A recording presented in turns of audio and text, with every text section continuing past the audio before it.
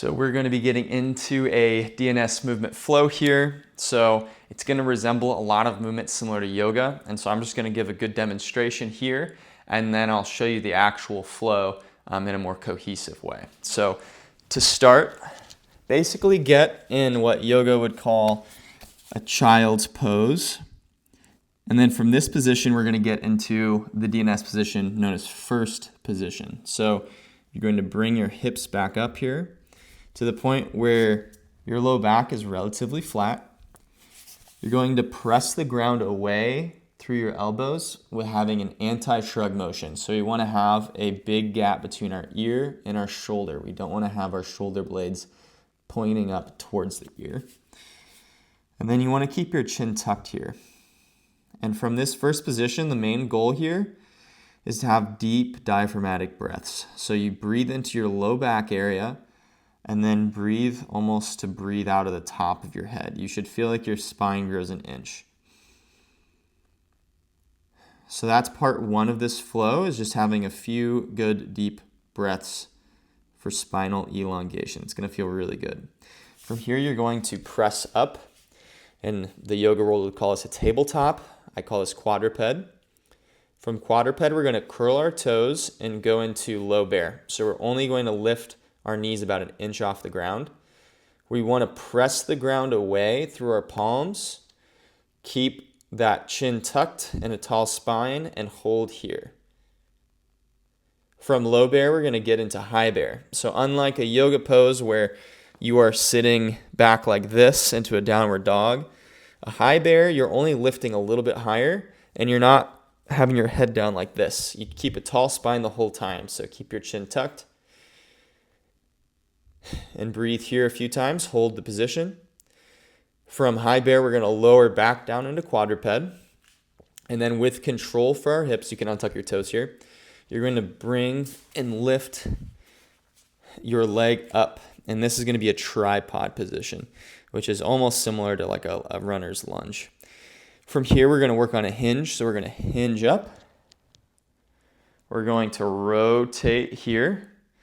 You should feel a stretch in this right side of the hip. And you're going to be basically facing your femur. You're going to be pointing right down towards that barrel. From here, we're going to sit back a little bit. And with this right leg, we're really pressing our shins into the ground. And then hold here. It's okay if that back leg gets a little shaky. We want that. And then come up with control, rotate, and hinge back down.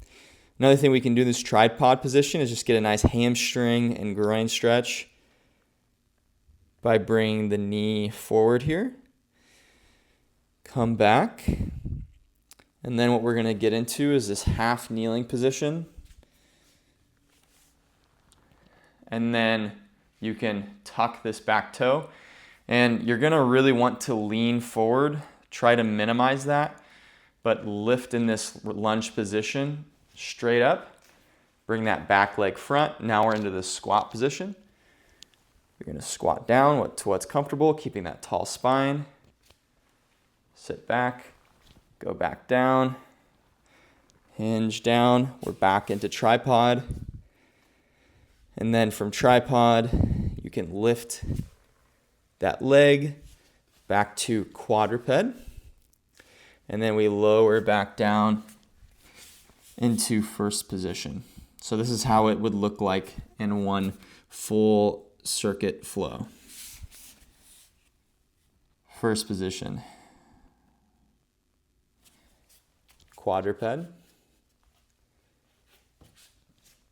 Low bear. High bear.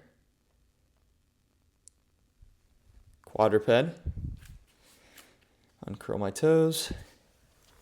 Tripod. Hinge up. Rotate. This is half kneeling. Hold for a bit. Come up. Rotate. Hinge down. Get a nice little hamstring stretch in this tripod position again.